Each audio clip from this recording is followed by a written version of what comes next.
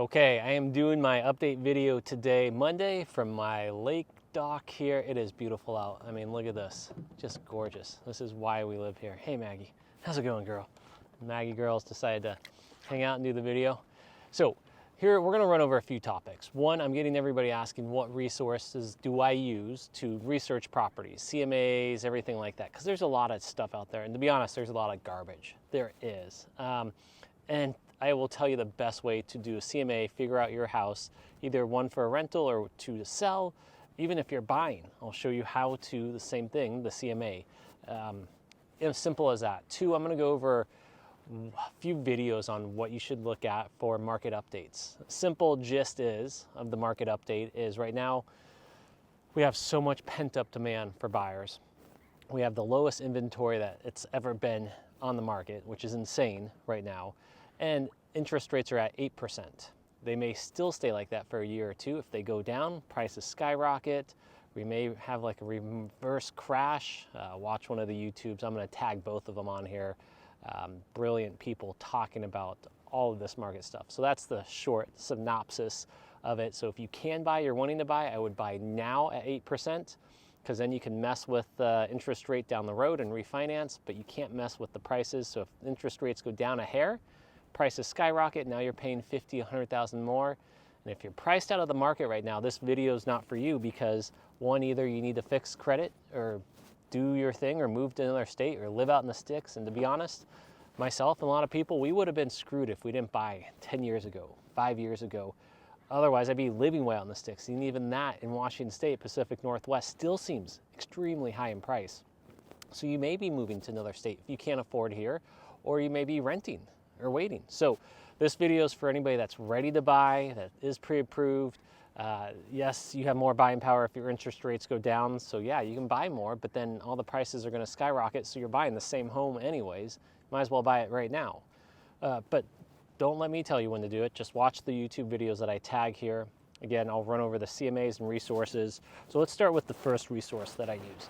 I like, actually, to be honest, I run off of the comps of my own neighborhoods or any home I'm looking at. I run off what's been sold, what's pending, what's sitting on the market, and I create basically what's called a current market analysis. Simple as that. If you're not a licensed real estate broker, you have two options. One, call a real estate broker to do a CMA for you. They'll love to, and they always want to look at your home. I do too, because we have to see the details. If it's upgraded, if it's not upgraded, how rough it is. Remember, you have to compare apples to apples, or as close as you can get. You can't compare something that's waterfront and you're not waterfront. Something that's a rambler near 2 stories, give and take. There's a lot of really good appraisers out there. Mark's definitely the best I know of. So if you're looking for a really good appraiser, just to have your home appraised, you can do that, or you can call an agent and we'll give you a comp. So if you are looking to sell, at least you know your numbers, and you have to be realistic with it. I have a lot of people that think they're trying to price back in 2021, 200,000 more, this or that. It's actually gone down. So that brings me to my next app. You can look at Zillow, Redfin, all those ones, and they're somewhat accurate. They don't get it all the time right, especially with the neighborhoods. Then there's apps like Reventure that show you, I'll put it in here too, that show you the statistics on the numbers and the median home prices. They're not as accurate for homes, though, I find. It's just more of a ballpark basis of what's going on in the market, so you can run statistics. If you have rentals and you're an investor, there's like Rent-A-Meter. Used that before, but I find again, like Reventure, they're a ballpark. Rent-A-Meter, some of the places was off by $500 to $1,000, which is huge if you're running your numbers. So the best way to check if you have an investment with rentals is call property management companies. They will tell you the exact numbers, because they are renting constantly, especially the top few good ones. Call 2 or 3 of them, give them the address that you have and be like, what's the going rent? What are we at here? Even if you don't rent through them, even if you don't want to rent through them, at least get your numbers. Or if you're about to buy investment, know the numbers. Call the property managements. Don't run off a Zillow or Rent-A-Meter or anything like that, because they are, I mean, $300 to $500, and some I've seen $1,000 off. It's huge. That'd crush you if you're buying for investment. So I'll tag those as well. Look, if you are looking at the market in any direction, I will say right now, at least in my experience, I am seeing so many people start to reinvest. There is a lot of cash out there, and there's been more cash than anything else. You got to be careful with that because that's going to artificially inflate a lot of the numbers or change a lot of the dynamics. Now, it's not for every neighborhood. I mean, a lot of people are buying to flip themselves. I've been hearing a lot of stuff about big box, wholesale companies from basically stock market and this and that, but I think they only made up, I saw a statistic that said 2.4% of the entire market that's over 1,000 units they own. Now, there's a lot of companies that own or people that own more than a few, but most of them that own over 1,000 homes is 2.4%. So there was kind of this hype of, this is crazy, everybody's buying all the rentals, and now they're selling all the rentals, so it's going to make the market crash. I just don't see it.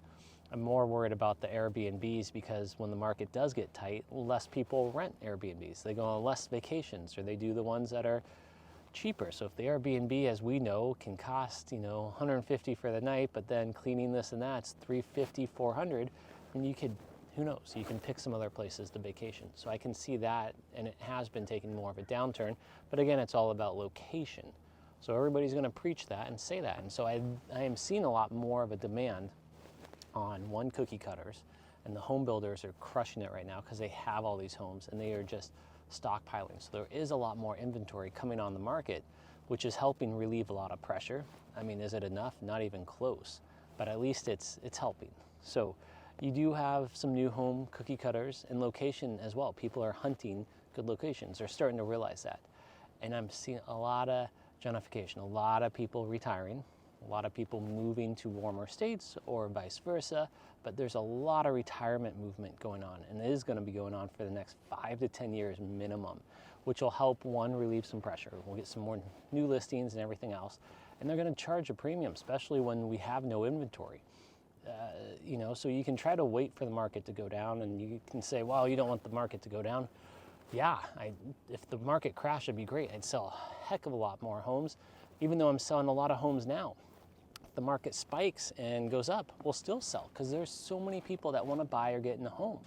And again, if you can't afford the area, two options. You've got to look in a different area or you're going to be renting. And trust me, people move to be able to afford where they live. It just happens. So fortunately, I hate to say that, but Pacific Northwest is one of the most expensive ones. I mean, of course, there's the big city ones, but we are extremely expensive up here in Washington State.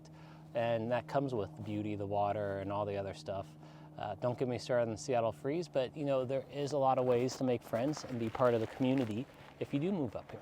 So with that being said, I'll tag everything here on YouTube. If you have any questions, let me know. Oh, one last point. If you're a new realtor wanting to come into this world, that a few people ask.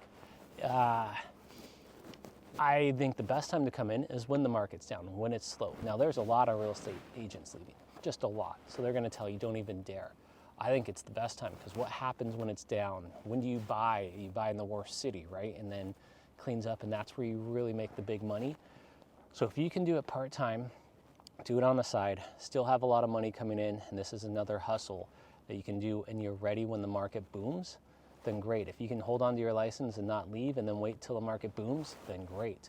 But if you're thinking to come in as a real estate agent, absolutely, why not? I did when it was the worst time, and we hustled, and it took off and kept going, and that was 10 plus years ago, 2012. And the market wasn't good, and homes would sit on the market for 6 months to a year. I remember I sold one 1.3 months, 1 year, 3 months. I think I did another short sale out in Elma. What was that, 9 months, a year? I don't know. You watch my videos, go ahead and comment how long your short sale took. And I remember a lot of HUD homes, a lot of foreclosed homes, all that good stuff. So is the market switching back that way? No. I am seeing a lot of people fall down on the market with foreclosures, but not what we used to have. And I think what's going to hit a lot of people is credit card debt, because we are still surviving. If you look at the stats with credit card debt, everything going on, it's going to be interesting this next year. And election years are always interesting. So we went through a bunch. I mean, most of the stuff I just wanted to hit briefly. Look at the links, go ahead and look at the videos, watch these amazing videos on the market updates. 10 times better information than anything else you'll get, and they're brilliant guys. And if you have questions on CMAs or want a CMA on your home here in Olympia, Washington, Lacey, Seattle, Tumwater, Tacoma, Bellingham, let me know. I will give you a CMA and give you the honest price. And then you can do with what you want. If you want to play the market and say, hey, we want to list 100K more, let's try it. Will you see that you have no one visiting your home? Maybe, you know, and maybe not. You maybe get someone that buys it. So it's just depending on how you want to play this market in real estate. And we're here to facilitate and help you in any way possible. And we give you our best advice as a real estate agent. But for today, I am going to enjoy the sun. I got the guys out there doing some electrical work for some new heaters, or heaters that are being installed. Smalley Lee, sold him what? Smalley and Rosie Lee, 4 homes now. We're on our 4th home. You guys have an amazing home now. So call me. Let's buy a home. Let's sell a home. Let's get ready. There's so much pent-up demand in the market right now. You need to have a game plan. You need to be ready for this next year coming up. Other than that, enjoy. Happy Halloween coming up tomorrow. Talk to you guys later.